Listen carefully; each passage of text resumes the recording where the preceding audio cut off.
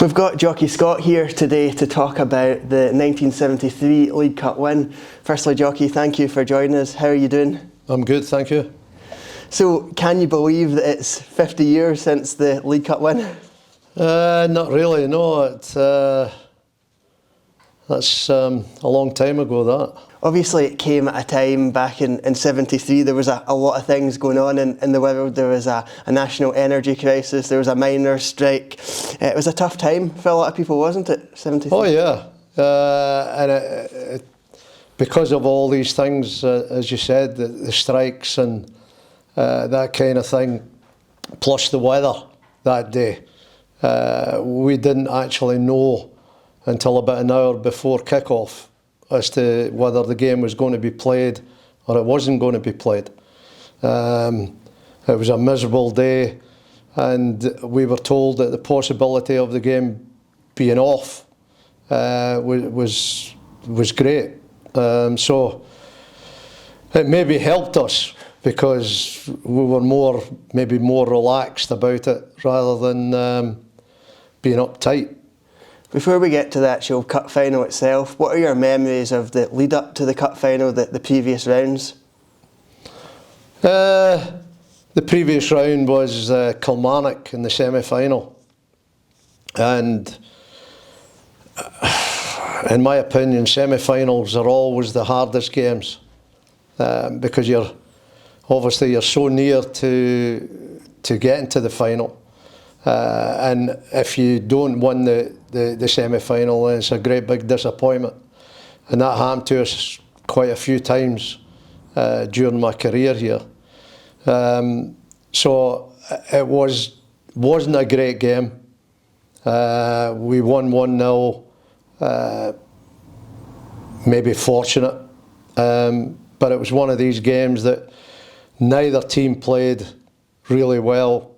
Neither team dominated the game, but it took a good goal to win the game and get us into the final. You mentioned just previously about the weather and the 15th when you got there. What were your thoughts when you got out onto the pitch and you saw the conditions? Well, I mean, once we knew the game was on, then you just want to, you want to look forward to it and you want to get the game going and get started. Although the game went ahead, there was a lot of puddles on the park. How did that affect the game? It probably helped us, the way that Celtic played. But these things you don't think about. You just get on with the game. I mean, way back in the day, when I actually started playing here, we played in all conditions, not like now where if there's one puddle on the pitch, the game's off. So that didn't bother us. We were just delighted that the game was on because we didn't want to go all the way through there and then turn around and come all the way back again.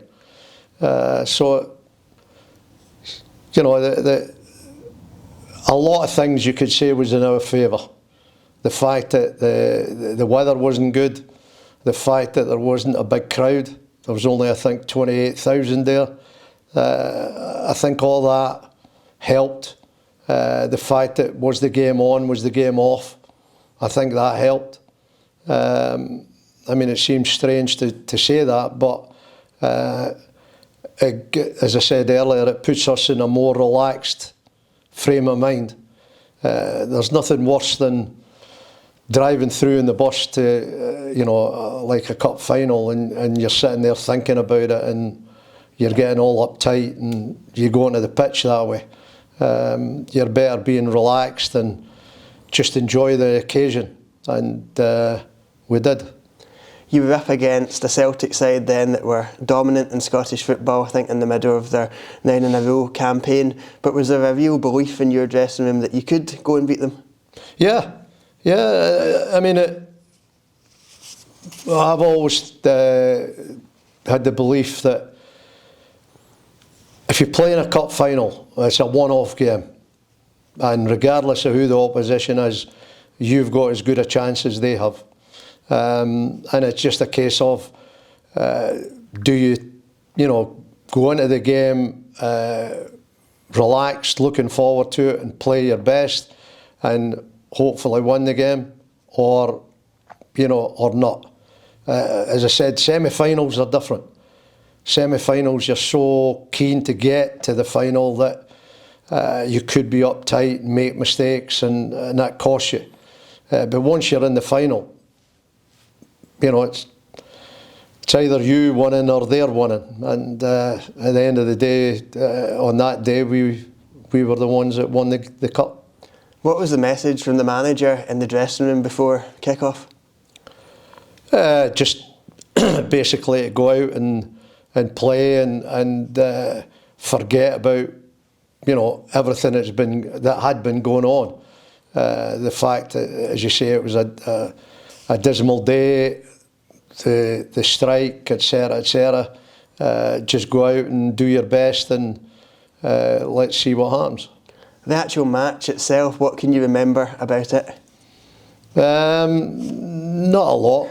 I mean, Celtic, you know, were a very good side in their days. They probably dominated the game, but we played quite well. We had our moments. We defended well. We had some good attacking situations, but at the end of the day, Gordon came up with a great goal, and we held out after that, and that's all that matters. You got into half-time at 0-0, say, against a strong Celtic side. Did that give the players belief as well? Not so much the result, but the way that we stood up against them, the way that we played when we had possession of the ball, because we were a good side then. I mean, we had a very good side in the early 70s, and we were confident we could beat anybody. And as I said, you know, when it comes to a cup final, one-off game, then we were confident. Then you mentioned the goal, the all-important goal by Gordon Wallace in the 76th minute. Can you still see it in your head going in the net? Oh, I've seen it often. I saw it a couple of weeks ago, actually. Yeah, I mean, good ball up from Bobby Wilson. Gordon, good control, turn and hit all in one movement, and it ends up in the back of the net, which, you know, was great. A number of people have said it's one of the best goals scored in a cup final in Scotland. Do you think it's up there? Oh yeah, yeah. I mean, any goal in a cup final that wins you is a great goal. And then obviously the last 15 minutes, did you have to defend deep, or did you have a lot of the ball? What do you sort of remember of that closing stages of the match? No, I think I remember that we were put under a lot of pressure by Celtic. They had a lot of possession up round about our box, played a lot of balls into our box, had a few shots at goal, but we defended well. We had something to defend, and you know, when you're sitting with a lead and it's a cup final, you don't want to lose it, and we didn't. There can't be a better feeling in football when the final whistle goes and you've won a cup final. It's great. I mean, every game that you know, when the whistle goes at the end of the 90 minutes and you've won the game, it's a great feeling. It's put it this way, it's a hell of a lot better than losing. And what were the celebrations like, obviously on the pitch after the final whistle, and then back in Dundee when you got there? On the pitch, we were all delighted, clapping each other, you know, praising each other for the performance, for the win, and then we go back to Dundee, and we had the club had already organised a reception down at the Angus Hotel, and there was 1 or 2 drinks consumed that night. Did the celebrations last a few days? No.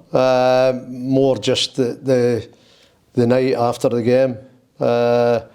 Maybe 1 or 2 the next day, but we're back to work again on the Monday. You mentioned previously, you said that it was a very strong Dundee side. You knew that. So how much did it mean to the players to get that reward, to put a trophy in the cabinet? Oh, it means a lot.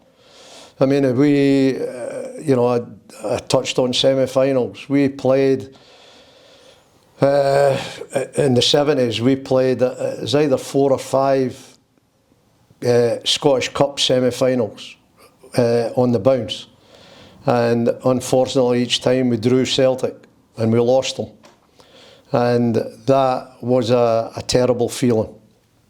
So to win, a cup final, and the only cup final we got to, was obviously great. And obviously it meant so much to the players, but it meant so much to the fans. Obviously, you say heartbreak in previous semi-finals, but to reward the fans for sticking with the team must have been fantastic. Yeah, but unfortunately, because of the weather, because of the uncertainty of the game being on or off, there wasn't the same number of fans through there that normally would have been. You must be very proud to have been part of that team and to be part of that team that won the League Cup. Yeah.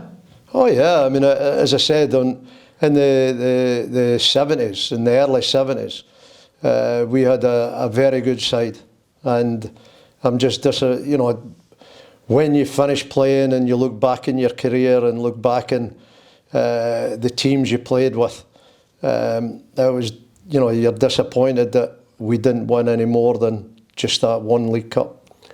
And in that team, who were the sort of standout players for you?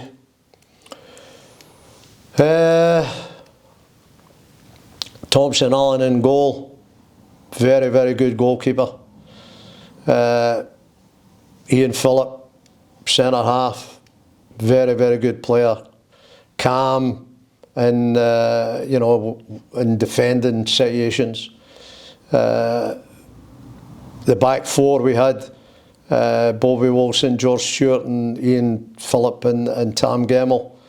By that time, all experienced players and knew what their jobs were about and did well. Midfield, steady, worked very hard. We had what we call good legs about the midfield, got about all over the pitch.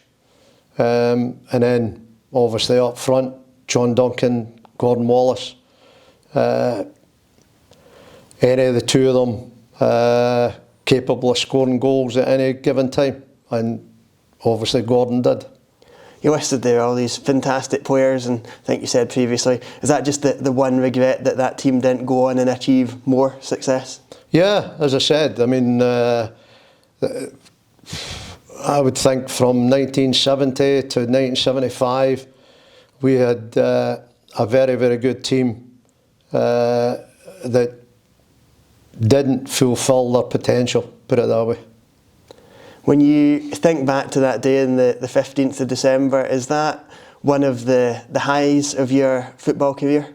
Oh yeah, yeah. When you win a trophy or win a league or whatever it might be, then obviously it's something to treasure. And in January of next year, there's plans for a dinner, a League Cup dinner where former players will be getting together. Will you be looking forward to seeing your fellow teammates then? If I'm there, yeah, I'll look forward to seeing them all. Perfect. Thank you so much, Jocky, for taking the time to talk to us. Thank you. No problem at all.